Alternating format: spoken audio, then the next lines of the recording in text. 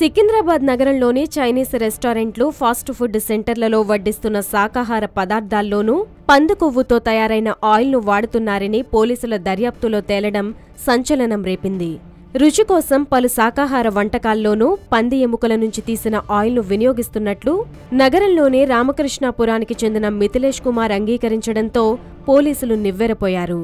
ప్రజా ప్రయోజనం రీత్యా సెక్షన్ సిఆర్పిసి 133 కింద పంది కొవ్వు, ఎముకలతో ఆయిల్ తయారు చేస్తున్న యూనిట్ను మూసివేసేలా ఆదేశాలు జారీ చేయాలని కోరుతూ రాచకొండ పోలీసులు మెజిస్ట్రేట్కు రాతపూర్వకంగా లేఖ రాశారు.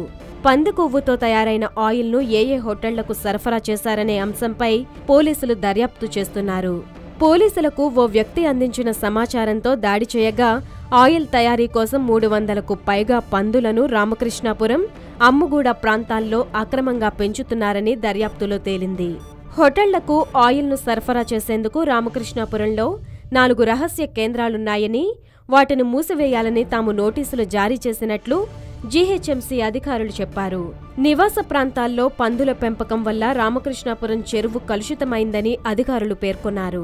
ఉత్తరప్రదేశ్ రాష్ట్రం నుంచి వలస వచ్చిన 30 కుటుంబాల సభ్యులు పందులను పెంచి పంది కొవ్వు, ఎముకలతో ఆయిల్ తయారు చేసి చైనీస్ ఫాస్ట్ ఫుడ్ సెంటర్లకు విక్రయిస్తున్నారని రెసిడెంట్స్ వెల్ఫేర్ అసోసియేషన్ ప్రతినిధులు పోలీసులకు ఫిర్యాదు చేశారు. పోలీసుల దాడులతో పంది ఆయిల్ బాగోతం గుట్టు రట్టయింది. ఈ వ్యవహారం సికింద్రాబాద్ నగరంలో సంచలనం రేపింది.